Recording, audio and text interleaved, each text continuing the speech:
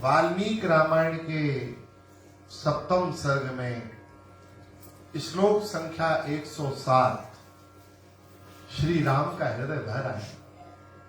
राम जी के नेत्र सजल हो गए, राम जी का हृदय भर आया।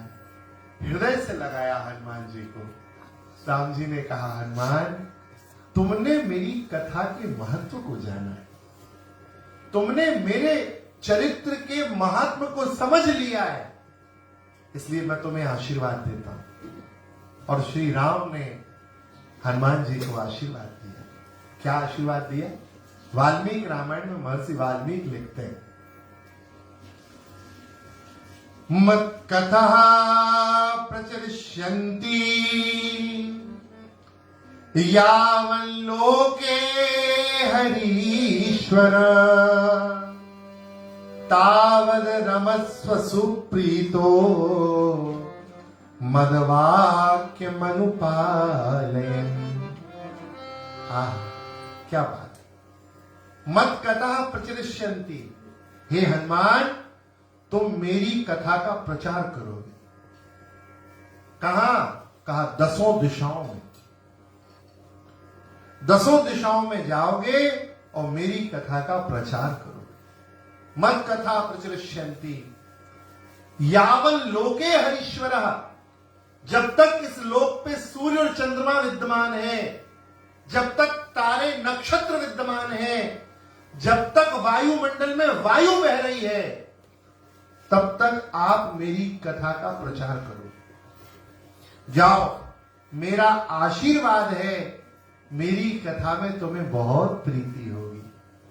और जो जहां जहां मेरी कथा गाई जाएगी वहां वहां तुम जरूर रहोगे, जरूर बैठो। ये राम जी का वचन हुआ। श्री हनुमान जी ने वाल्मीकि रामायण में राम जी से कहा, प्रभु आपने आशीर्वाद दिया है तो मैं वचन देता हूं। यावत् तव कथा लोके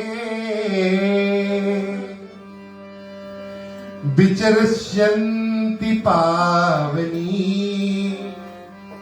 तावत् स्थास्यामि मेदिन्याम् तवाज्ञामनुपालयन्। आहा, हनुमान जी ने कहा, प्रभु मैं आपकी आज्ञा का पालन करूंगा। तावत् स्थास्यामि मेदिन्याम्, मैं मेदिनी अर्थात पृथ्वी, मैं पृथ्वी पर तब तक रहूंगा जब तक पृथ्वी पर आपकी कथा रहेगी। तो इसका यह अर्थ है कि कथा के श्रोता कौन है? कौन है? हनुमान जी। पहले नंबर के श्रोता कौन है? अरे हनुमान जी। और हनुमान जी हर कथा में आते हैं, जहां कथा होती है वहां हनुमान जी जरूर आते हैं। स्वामी श्री एकनाथ, आपने नाम सुना है? महाराष्ट्र के संत हुए एकनाथ जी। विठ्ठल भगवान उनके घर में पानी भरते थे कुआं का। हाँ, ऐसे महान भक्त थे एकनाथ जी। उन्होंने एकनाथी रामायण भी लिखी। तो श्री संत एकनाथ महाराष्ट्र के, अभी आप देखेंगे महाराष्ट्र में तो संभाजी नगर के पास पैठण है उनकी भूमि। तो संत एकनाथ जी एक बार कथा कर रहे थे, तो किसी ने कहा कि भाई हनुमान जी आते हैं, इसका प्रमाण क्या है? तो उस दिन तो संत एकनाथ जी मौन रहे, लेकिन कल बोले कि भाई लंका में जानकी जी बैठी थी अशोक वृक्ष के नीचे और वहां बहुत सुंदर सफेद सफेद फूल लग रहे थे। तो एक बूढ़े बाबा थे, वो बोले, बाबा सफेद फूल नहीं थे, लाल थे। एकनाथ जी बोले, नहीं नहीं सफेद फूल थे। तो वो भाव में डूब के बोले अरे आप कैसे कह रहे हैं सफेद फूल थे, मैं तो वहीं था, लाल फूल थे। तो एकनाथ जी ने कहा सबसे कि देख लो, आप कह रहे थे कथा में हनुमान जी नहीं आते हैं, श्री हनुमान जी ने अशोक वाटिका का दर्शन किया है, ये हनुमान जी बैठे हैं, दर्शन कर लो सब लोग।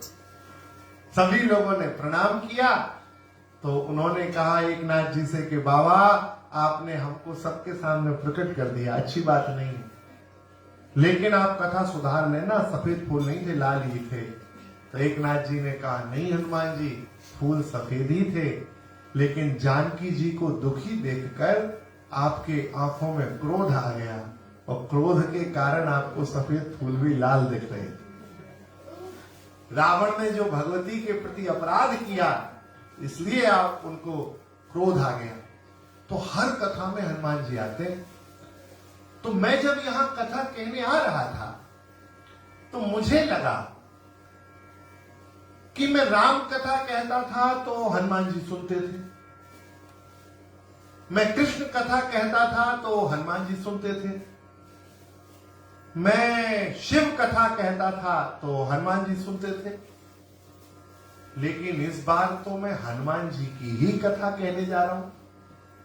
और अपना गुण सुनना ये शास्त्र में दोष है। कोई अपनी बड़ाई कर रहा हो तो वहां ज्यादा उस बड़ाई को सुनना नहीं चाहिए, नहीं तो अभिमान पुष्ट हो जाएगा और मामला बिगड़ जाएगा। जो चीज किसी के काबू में नहीं आती वो महाराज बड़ाई से नष्ट हो जाती है। हाँ, बहुत से लोग होते हैं ना। एक बार एक मूर्तिकार ने, वो ज्योतिषी था, ज्योतिष से सब पता चलता है। ज्योतिष एक ऐसी विद्या है जो आपके जीवन को सुधार सकती है। बहुत से लोग तो ज्योतिष को मानते नहीं, वो कहते हैं अरे ये तो सब व्यर्थ की बात है। अरे वाह, व्यर्थ की बात कैसे हो गई भाई? अच्छा, आप ज्योतिष को नहीं मानते हैं, देखो फेसबुक पे लाइव चल रहा है ना, तो हम इसलिए सबको बता रहे हैं। मान लो आप ज्योतिष को नहीं मानते, मत मानो, नासा को तो मानते हो, नासा को तो मानेंगे। खगोल शास्त्र का चिंतन करने वाली संस्था, वो तो वैलिड है, उसको तो मानेंगे। तो नासा बोलता है कि अगले 10-5 दिन में कोई बड़ी खगोलीय घटना होगी। कितने दिन पहले बोलता है?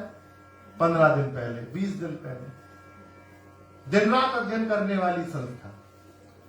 और हम लोग पंचांग में 1 वर्ष पहले लिखते हैं कि इतने सितंबर को 6:01 पर ग्रहण लगेगा और इतने बजे मुक्त होगा, और वही नासा उतने बजे फोटो खींचता है और सारे विश्व को दिखाता है कि ग्रहण लगा। तो सही बात यह है, ज्योतिष ग्रहों का सीधा सीधा गणित है। ग्रहाधीनम जगत सर्वम, 2 और 2 4, मतलब 2 और 2 4 ही होंगे, ऐसा संभव है ही नहीं। ज्योतिष हमारे जीवन को सुंदर बनाने वाला, वेद भगवान का नेत्र है। अरे अच्छा, एक बात बताइए, आप लोग इतने लोग बैठे हैं, श्री कृष्ण का जन्म कब हुआ बताइए? हाँ, जन्माष्टमी को, जन्माष्टमी को हुआ। आप सब लोग मानते हैं? नहीं, जन्माष्टमी को हुआ कि नहीं हुआ, ये पता है कि नहीं आपको? पता है ना? अच्छा, राम जी का जन्म कब हुआ? कब हुआ? किस तिथि में हुआ? राम नवमी को हुआ, पक्का? अच्छा, एक बात बताओ, ये किसने बताया कि अष्टमी को कृष्ण जन्म है और नवमी को राम जी? किसने बताया? ज्योतिष ने बताया। क्योंकि तिथि वारम च नक्षत्रम योगः करणमेव च। तिथियों का ज्ञान किसने दिया? ज्योतिष ने दिया। अष्टमी क्या है? ज्योतिष की तिथि है ना। यदि ज्योतिष नहीं होता तो ये कैसे पता चलता कि राम जी का जन्म कब हुआ, कृष्ण का जन्म कब हुआ? इससे यह सिद्ध होता है कि राम अवतार के समय में भी ज्योतिष था, कृष्णावतार के समय में भी ज्योतिष था। अरे सृष्टि के बनाने के समय में ज्योतिष था।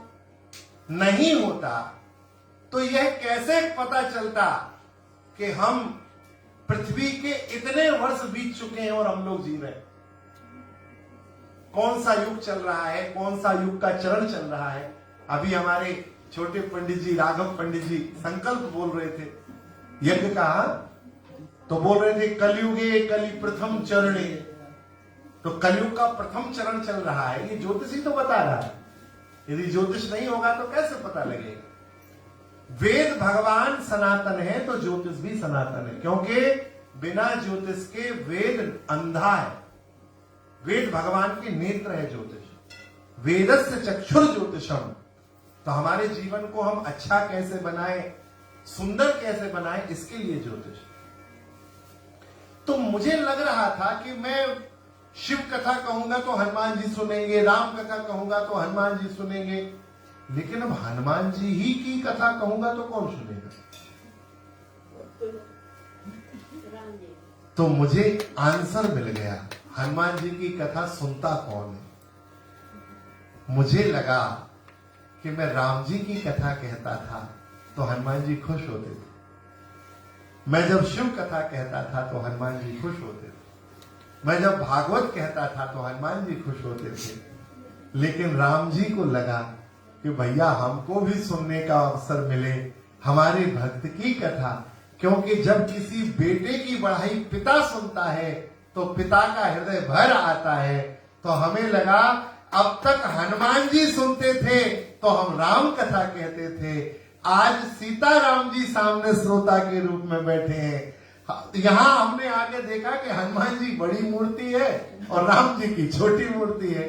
तो हमें लगा कि राम जी श्रोता बन के सुन रहे हैं कि आप मेरे भक्त का चरित्र सुनाओ, मैं सुनूंगा बैठ के। तो हनुमान जी की कथा तो राम जी सुनेंगे, और सुनते ही राम जी। कहां सुनी, किससे सुनी? हनुमान जी की कथा सुंदर कांड में जामवंत जी ने सुनाई। जामवंत जी ने भगवान को, श्री रामभद्र को हनुमान जी की कथा सुनाई। गोस्वामी जी लिख रहे हैं, पवन तनय के चरित सुहाए, पवन तनय के चरित सुहाए, जामवंत रघुपति सुनाए, जामवंत रघुपति सुनाए, सुनत कृपा निधि मन अति भाए, सुनत कृपा निधि मन अति भाए, सुनत कृपा निधि मन अति भाए,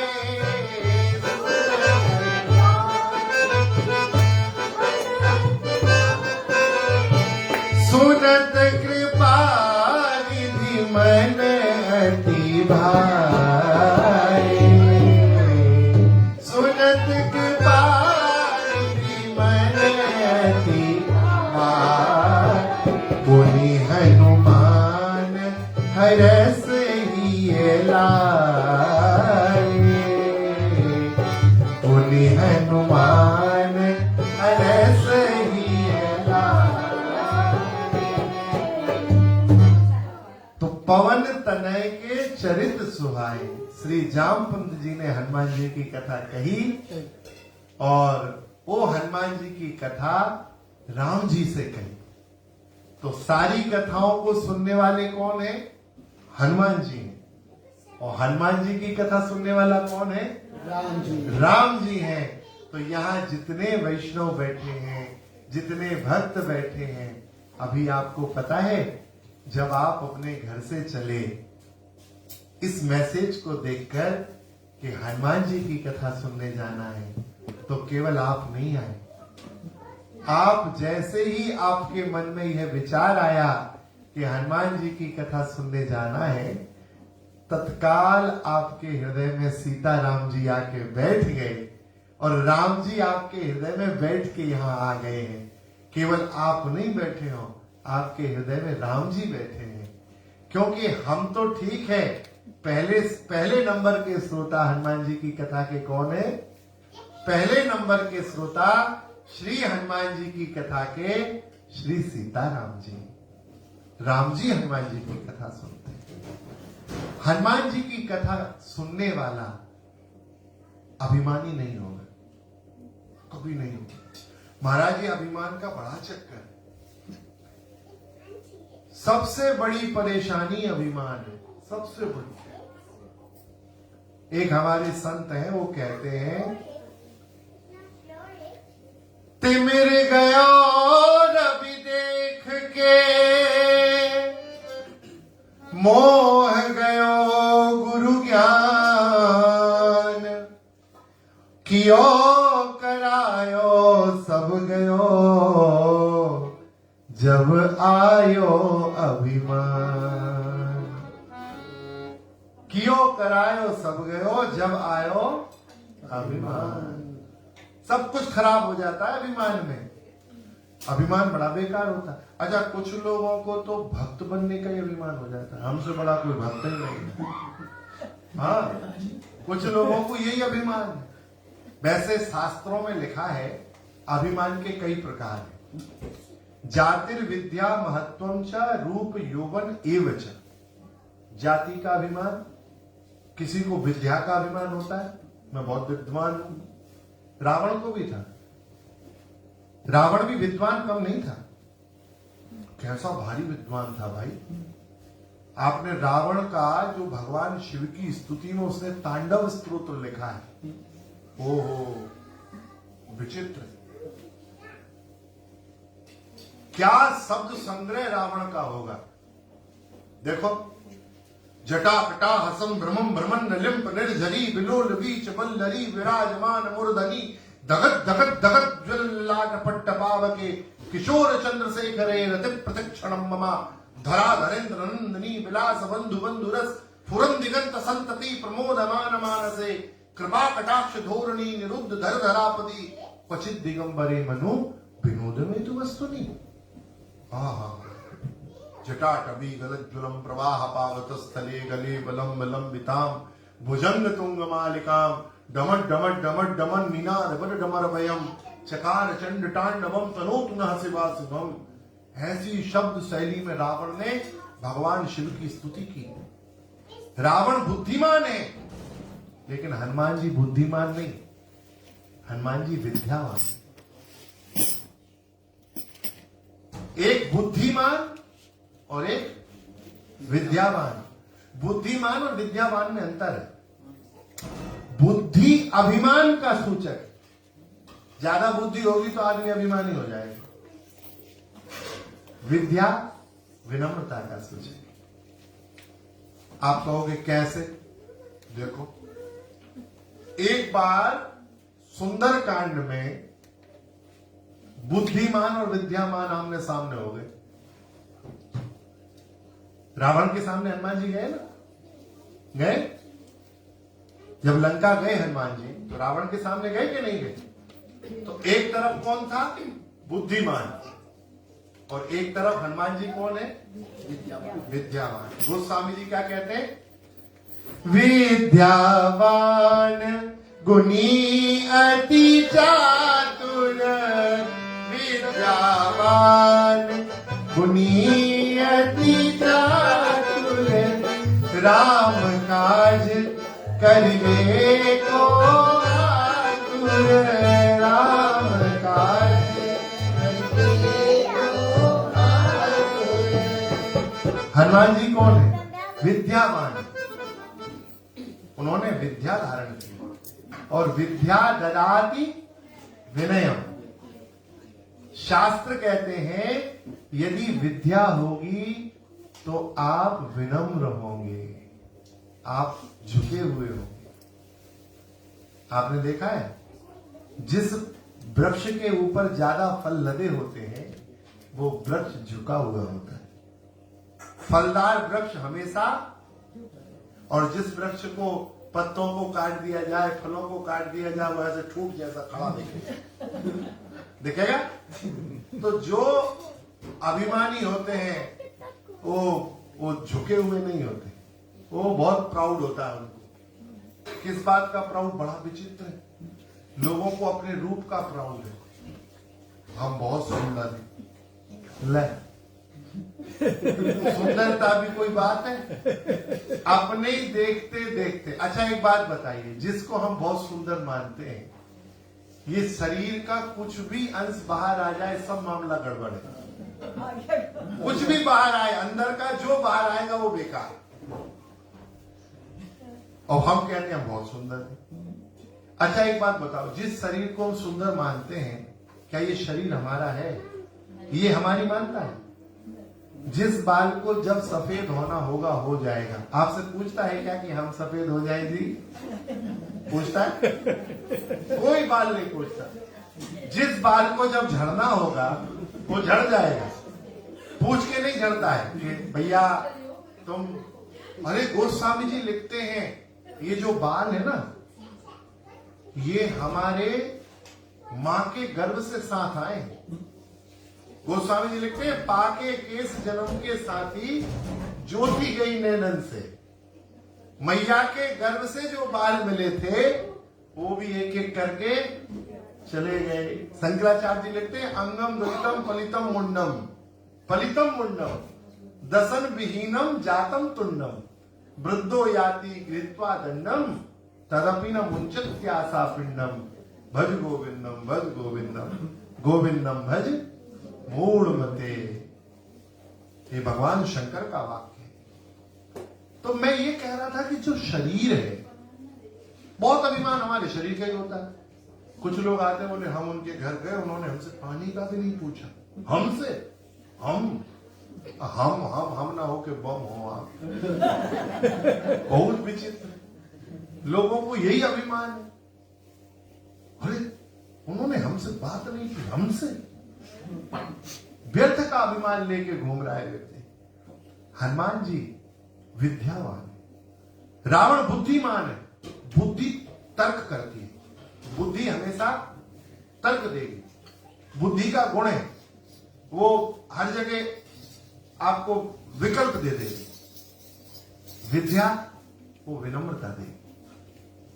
विद्यावान आदमी बहुत विनम्र होगा। वो जानते हुए कि ये गलत है, समाज में अपमान नहीं करेगा। जो अभिमानी होता है वो बीच सभा में खड़े होकर अपमान करता है। और विद्वान व्यक्ति जो विद्यावान होगा वो समाज में नहीं, अवसर पाकर समझा देगा कि आप गलत थे, सुधार लें।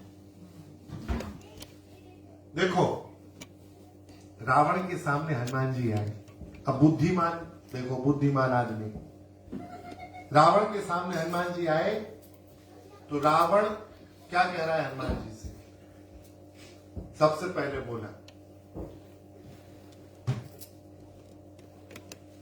रावण ने कहा, मारे निश्चर के ही अपराधा, कहू सठ तो ही न प्राण कई बाधा। सठ कहा हनुमान जी को, पहला वचन सठ, तो ही न प्राण कई बाधा। फिर आगे बोला, कहलंकेश कवन ते कीसा। कीसा कहा, के बल घाले बल खीसा। मृत्यु निकट आई खल तो ही। खल कहा रावण ने हनुमान जी से। खल, खल बहुत बेकार शब्द है। खलकार जानते हैं आप? खल में दो शब्द हैं, दो अक्षर हैं। कौन कौन से हैं? खा और ला, दो चीजें। एक हमारे मित्र थे, हमने उनसे कहा ये खा और ला का अर्थ क्या है? तो उन्होंने कहा हमें लगता है जो खाए और लड़े वो खल। जो खाए और लड़े वो खल। तो हमने उससे कहा नहीं यार, इसमें थोड़ा सुधार कर लो। बोले क्या सुधार करें? हमने कहा जिसका खाए उसी से लड़े वो खल। जिसका खाए उसी से लड़े। तो हनुमान जी को खल कहा रावण ने। मृत्यु निकट आई खल तो ही, लागस अधम सिखावस मोही। ये सुंदरकांड में प्रसंग है पूरा। रावण ने हनुमान जी से सठ कहा, अधम कहा, खल कहा। और मूढ़ कहा। सुन कपि बचन बहुत खिसियाना, बेगिन हरहु मूढ़ कर प्राण।